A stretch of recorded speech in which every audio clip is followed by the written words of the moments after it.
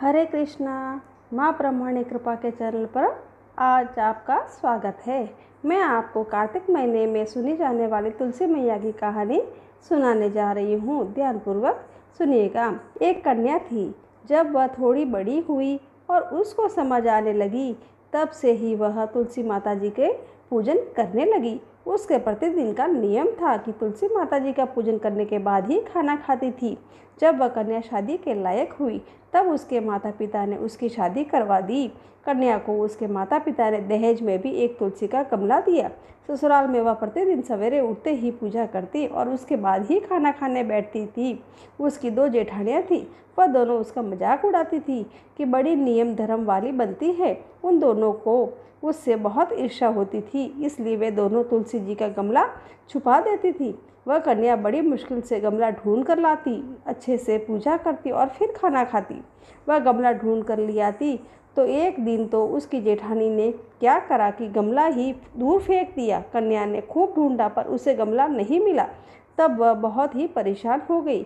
उस दिन तो उसे खाना भी नहीं खाया। उसका नियम जो था, उस कन्या की सच्ची भक्ति देखकर तुलसी माता ने उससे बहुत प्रसन्न हो गई और उसके कमरे में तुलसी माता का गमला प्रकट हो गया। अगले दिन सुबह जब वह उठी तो क्या देखती है कि उसके खाट के चारों कोनों पर तुलसी माता का गमला आ गया है। यह देखकर वह तो बहुत ही प्रसन्न हो गई। अब मेरी तुलसी माता को कोई चुरा नहीं सकेगा। पूजन करने के लिए भी कहीं और जाना नहीं पड़ेगा और कोई मेरी तुलसी माता को फेंक भी नहीं सकेगा।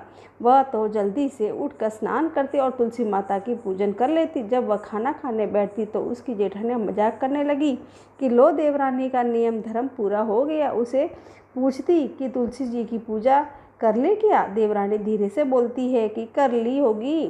जेठानियाँ बोलती है कि कहाँ से कर ली? पूजा तो गमला तो फेंक दिया था। देवरानी कहती कि देख लो, मेरे कमरे में खाट पर तुलसी जी लग रही है। जेठानियाँ बहुत शर्मिंदा हुई और बोली कि देवरानी, तेरी भक्ति सच्ची है, हमने तुझे बहुत परेशान करा, हमें माफ़ कर दे। देवरानी उन्हें माफ़ कर देती है।